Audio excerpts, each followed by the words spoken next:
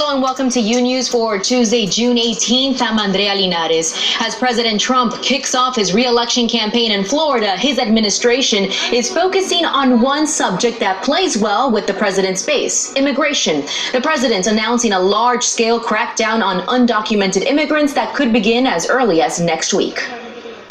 The specifics of the ICE plan are still unclear. According to the Boston Globe, the president's tweet is making reference to a secret White House plan to round up and deport undocumented immigrants in 10 major U.S. cities.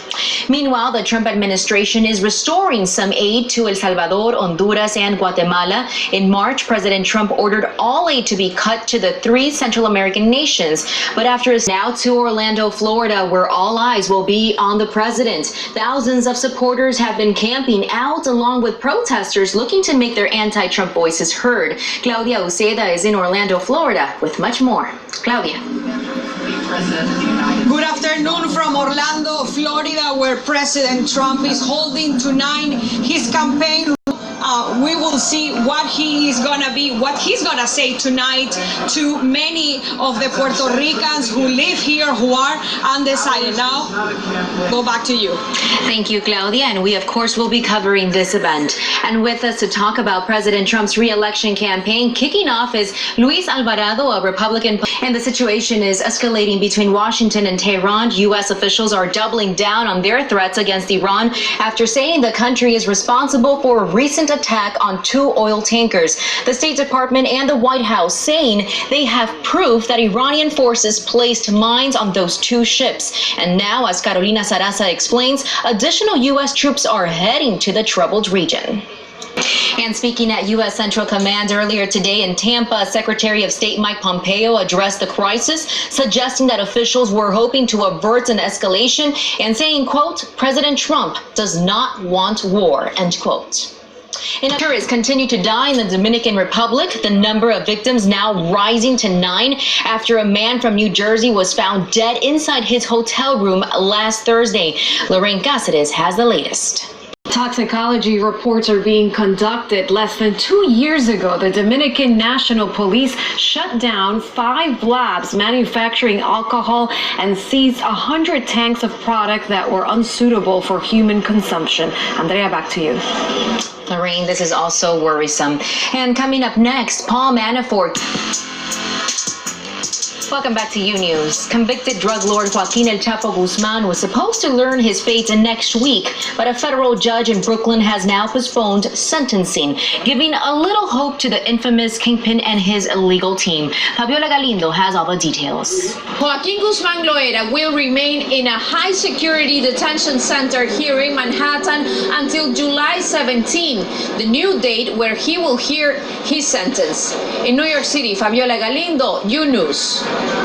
And El Chapo may have a new neighbor, at least for now. President Trump's former campaign chairman, Paul Manafort, has been transferred to the Metropolitan Correctional Center in Manhattan. That's in New York, an important victory for undocumented immigrants in the Empire State. Governor Cuomo signing the green light bill into law, making New York the 13th state to offer driver's licenses to undocumented immigrants. Becky Carranza has all the information.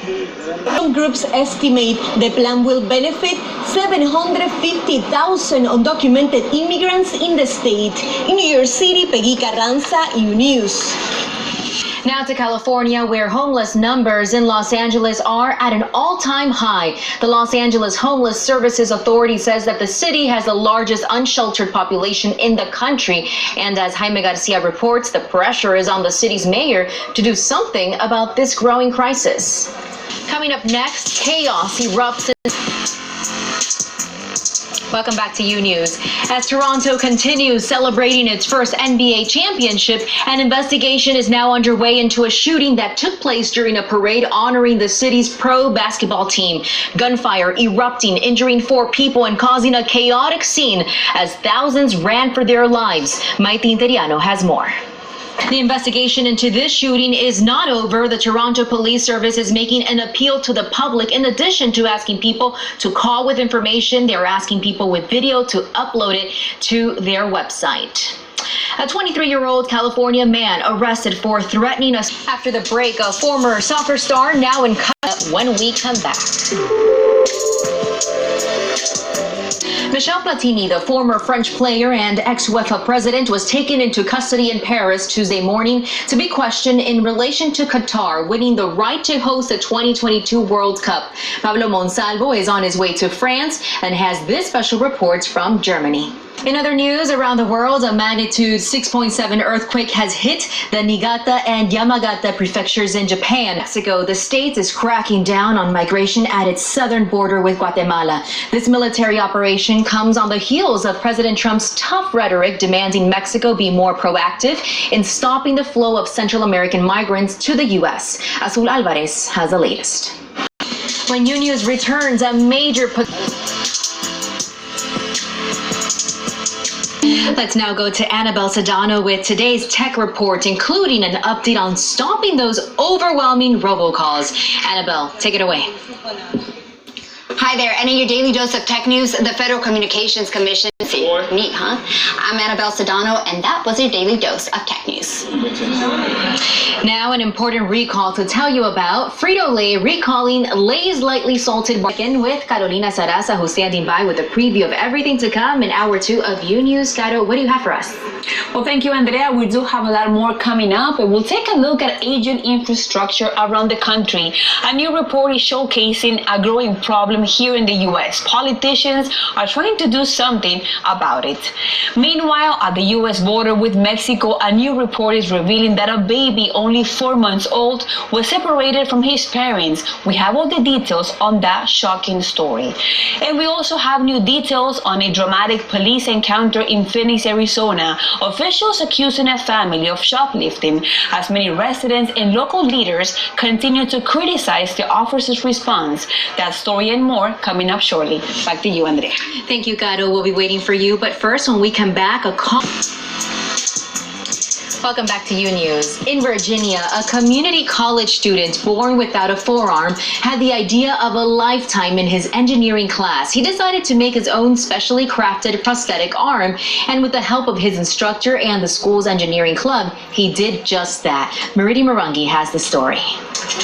Incredible to see how he turned a class project into something so useful for him.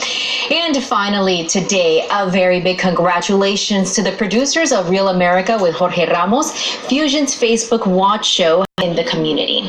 That'll do it for us in our first hour of Unews, but remember, you can always follow us on social media, Twitter, Instagram, and also Facebook at Univision News. That'll do it for us, but we have much more information coming up next in our second hour with Carolina Sarasa. So thanks so much for watching. I'll see you soon.